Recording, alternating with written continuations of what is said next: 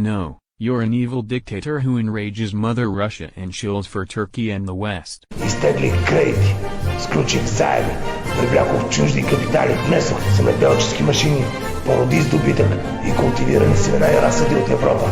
Миналата година, ако помниш, България излезе на първо място в Европа по производство на пшеница на глава от населението. Построих 1672 училища, 12 банки, 32 болници, 38 обществени бани, прокарах 5343 км шосета, построих железопътните линии, Ориент Експрес, въоръжих армия, модерни пушки и скорострелни оръдия от немската фирма Круп и френската фирма Шнайдер. Президент, американските вестници се надпреварват да пишат за българското икономическо чудо.